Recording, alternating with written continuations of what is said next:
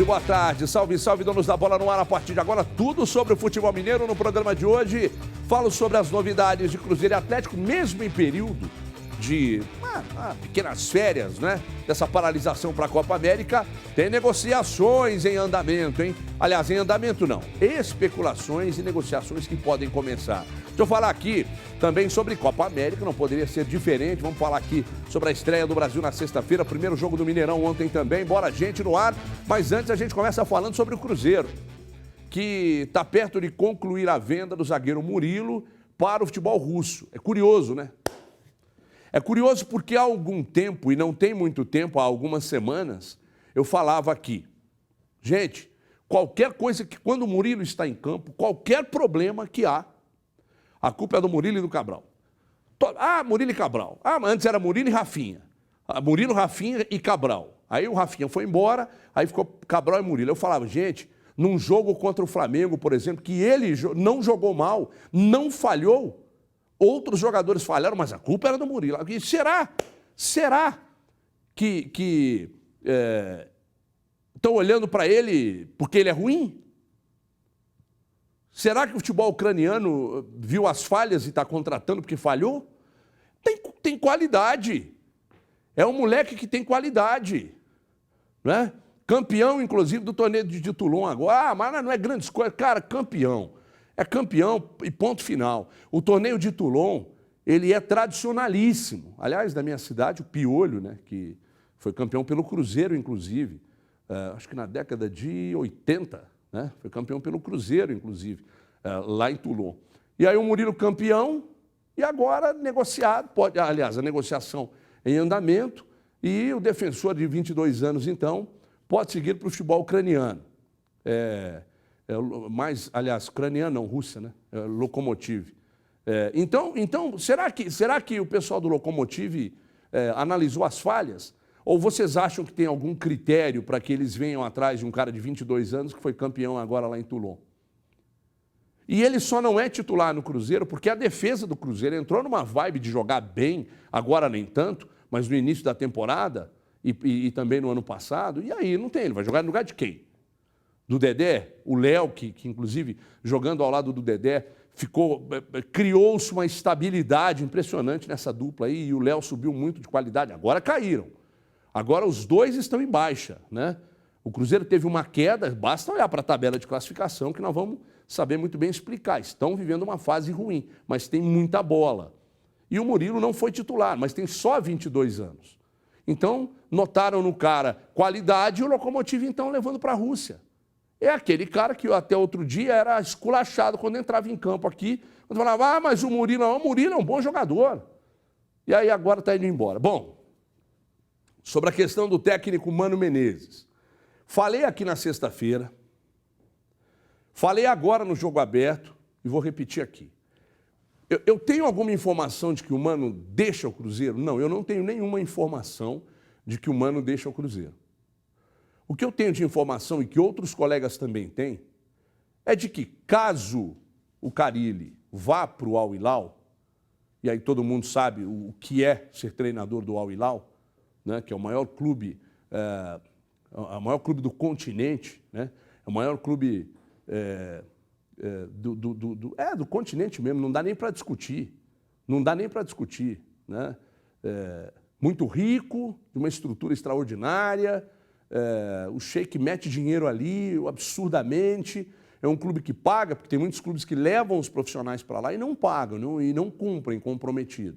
E aí os caras, por vezes, desligam, mas porque é Oriente Médio e tal, lá tudo. Não, tem clube lá que não paga também. Né? Mas o Al Hilal é o maior clube do Oriente Médio. E aí, se o Carille for, tem muita gente dizendo que o Mano seria a primeira opção. E seria a primeira opção porque, primeiro, o Andrés gosta muito dele, o Mano tem uma história no Corinthians, né? A ideia de jogo do Corinthians seguiria normalmente com o Mano lá, mudaria muito pouca coisa. E essa instabilidade política dentro do clube, dentro do Cruzeiro, poderia representar talvez uma facilidade para o Mano sair. E foi um assunto até discutido na semana passada. Passou até pela cabeça de alguns diretores a possibilidade de romper com o Mano. Teve gente, inclusive, falando que só não romperam porque há uma multa e tal. Eu não acho que tenha sido esse o motivo. Ah, não, a multa é que atrapalhou a saída, não acho que foi só isso, não.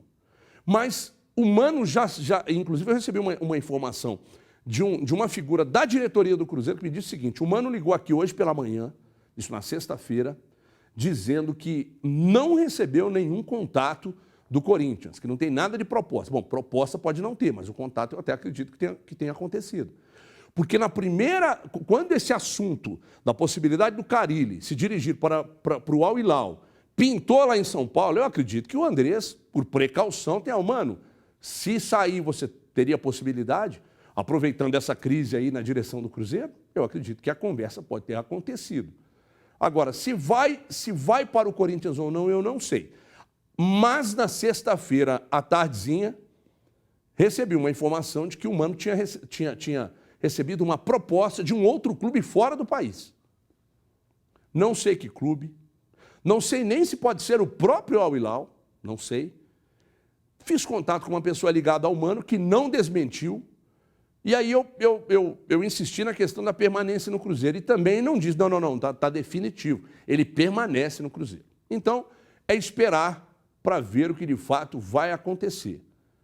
Sobre a questão política, o presidente do Conselho Deliberativo divulgou uma nota, né, de que seria interessante que, nesse momento, já que passa por um processo de apuração, aliás, que está muito moroso esse processo de apuração, de toda a questão envolvendo a direção do clube, que seria melhor, na pessoa do Zezé Perrella, através da nota solicitando que a diretoria fosse afastada, a diretoria contra-atacou com uma outra nota, dizendo que não, que até inoportuno o pedido, que nada se apurou até o momento, que não tem que afastar, porque não, aquela velha história, em resumo, de que quem não deve não teme, né? Então, aí agora nós temos, por um período nós tínhamos um conselho que era da situação. Agora parece que não temos mais um conselho que é da situação. Aliás, se o conselho tivesse trabalhado, assim como todos nós de cá imaginamos que os conselhos de clubes devem trabalhar, talvez a coisa não tivesse chegado nesse ponto que chegou. Então agora, o que vamos ter que fazer? Aguardar, primeiro, a eleição do Conselho Fiscal, aí depois que esse Conselho Fiscal for eleito, daí eles vão partir para dentro do clube, para análise de tudo que foi feito, dos documentos e tal, e só depois disso, pelo que nós estamos notando, é que eles podem, depois de analisar toda a situação, pedir o afastamento da diretoria do Cruzeiro. Aliás, o presidente foi convidado, inclusive, para depor no caso, para depor na Polícia Civil, sobre um caso que, inclusive, uma pessoa que trabalhava dentro do Cruzeiro foi presa. Então, o Cruzeiro vive hoje a pior fase política da sua história. Eu não me lembro, quer dizer, até onde eu me entendo por gente, ou a partir deste momento, eu não me lembro de ter visto o clube vivendo uma efervescência tão grande política como estamos vendo agora. Isso não é bom. Sabe por que não é bom? Porque, puxa pela memória aí, os grandes clubes que passaram por momentos difíceis dentro de campo, os problemas começaram na estrutura. Os problemas começaram nos bastidores, na vida política do clube, para depois a coisa começar a não virar dentro de campo. Tomara que isso não aconteça com o Cruzeiro. Tomara. Mas que a coisa fora de campo está muito mal, aliás, está de mal a pior, está. Virou basicamente uma terra de ninguém, embora a diretoria tente segurar todas as situações, mas a situação é realmente muito ruim. Pessoal, sabe aquele contrato que você assinou e não leu, comprou um carro, está pagando 2, tinha uma dívida de cartão de crédito que era de, sei lá, vamos chutar, 5 mil, financiou, ela foi para 10. Entrou no cheque especial, gastou, aliás, cheque especial é um negócio do capeta, né? Aí você foi lá, gastou, e aí financiou a dívida do cheque especial e ela dobrou de valor. Calma! Esses contratos de financiamento são contratos leoninos, né? Você só concorda com a situação e ponto final. Você não tem direito de colocar nenhuma situação, não. Você concorda, assina e aí é juros para cima de juros e você sofrendo com cobranças de juros abusivos, que se forem detectadas pelos nossos atendentes, pelos nossos consultores, você pode receber de volta dinheiro que você pagou de forma indevida, de um contrato que você já terminou de pagar ou de um contrato que você está pagando. Você tem um financiamento?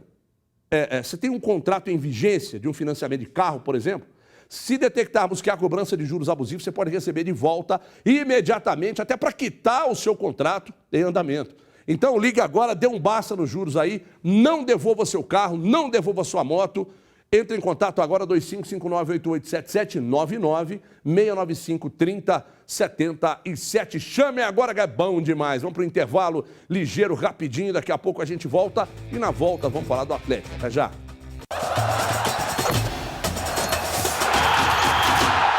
Estamos de volta, donos da bola desta segunda-feira. Minha gente, presta atenção aqui na dica de lazer que eu vou dar agora sobre o Clube Topázio. Simplesmente sensacional. Por quê? Porque sua família vai adorar esse clube com cotas a partir de R$150 e adesão a partir de R$ 59,90 de mensalidade. Você paga lá 150 para aderir, R$ 59,90 mensais. É isso mesmo, é um clube completo com piscina semiolímpica, adulto, infantil, diversas quadras poliesportivas, muito verde com trilha ecológica para aquela caminhada, né? Campo de futebol gramado e agora terminando a obra da maior quadra de futebol society de Minas Gerais, né? E o melhor, hein?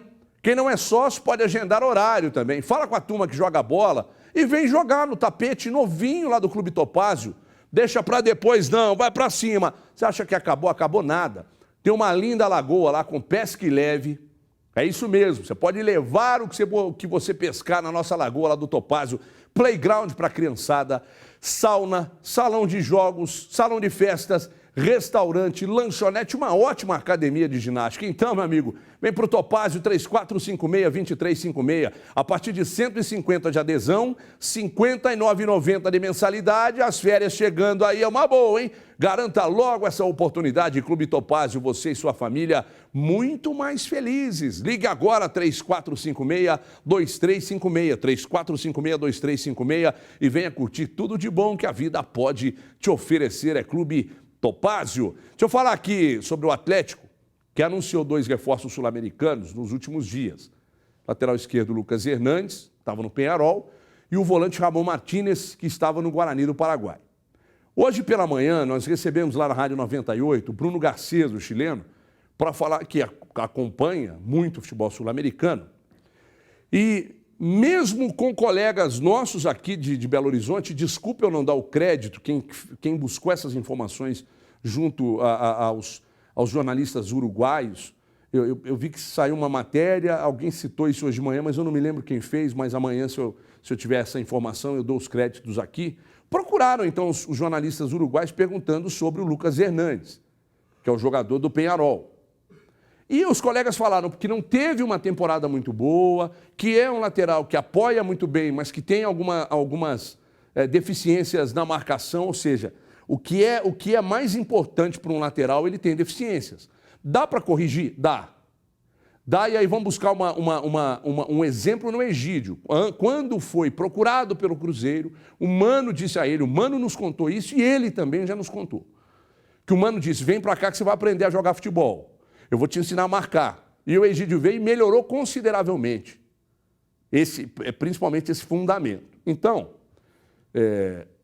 os colegas do Uruguai disseram isso. Porém, o Bruno Garcês disse o contrário. O Bruno falou, olha, eu acompanhei muito bem, acompanhei de perto e digo que é um cara que apoia bem e é um cara que ele não marca tão bem quanto apoia, mas não é um grave problema dele. Palavras do Bruno Garcês. Sobre o Martínez é um volante de pegada, mas é um volante que carrega a bola, é um volante que chega na área adversária e tal, faz uma cobertura, joga mais cobrindo o lado direito. Então, palavras do Bruno Garcês, cobrindo mais o lado direito e tal. Então, aí eu perguntei ao Garcês, mas trata-se de duas boas contratações? O Garcês disse que sim, 2 boas contratações. Aí você que está em casa, torcedor do Atlético, pode perguntar, bom, ele está dentro do que o Rui Costa disse em algumas entrevistas, de que o critério para a avaliação e posteriormente contratação de jogadores seria um critério um pouco mais avançado e mais cuidadoso, para não trazer nenhuma aposta, eu não sei, aí nós vamos ver com o tempo. não são duas grandes realidades, né?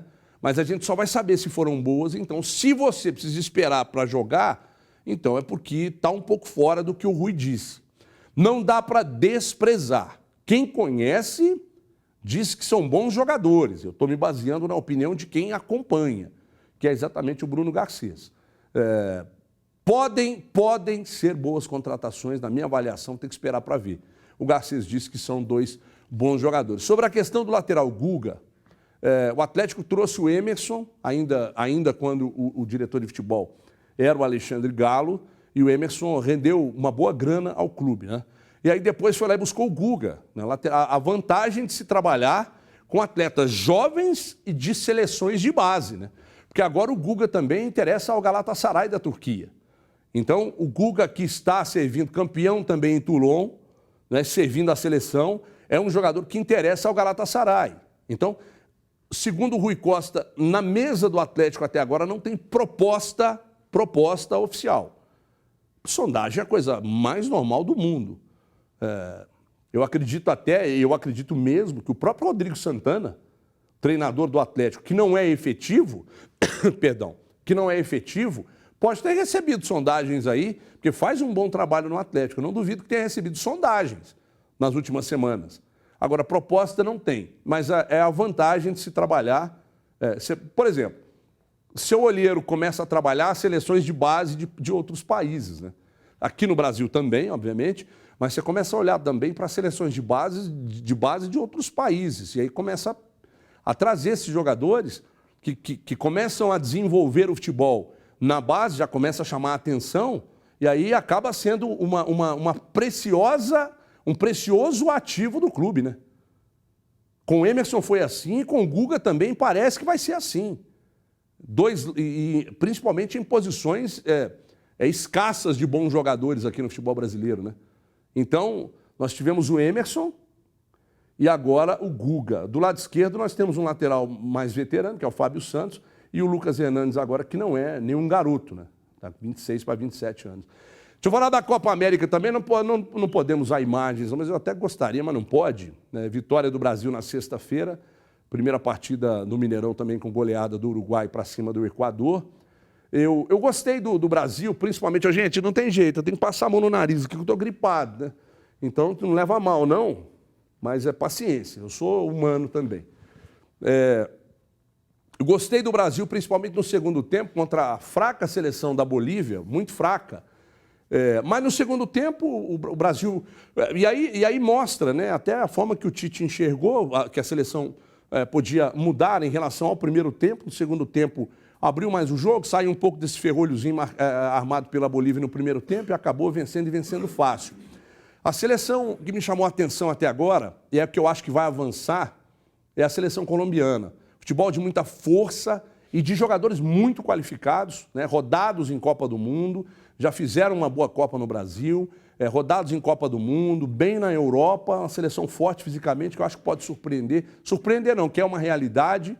A Argentina, todo mundo viu e está vendo o que está acontecendo, né, nas eliminatórias mal demais, na Copa também não fez uma boa campanha, e agora já começa mal na Copa América. O Uruguai dispensa comentários, né? A seleção do Tabárez ontem jogou contra um Equador fraco, em processo de remontagem, uma frente muito forte com Cavani e Suárez.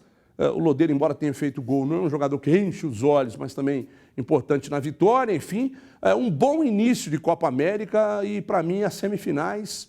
Uruguai, Colômbia, Brasil e Argentina. Acho que não vai fugir muito disso, não. Vamos ver o Chile hoje e amanhã a gente fala aqui nos Donos da Bola a partir de 12h50. A gente volta aí exatamente amanhã, logo após o Jogo Aberto, aqui na tela da Band. Boa semana a todos. Um abraço. Tchau, pessoal.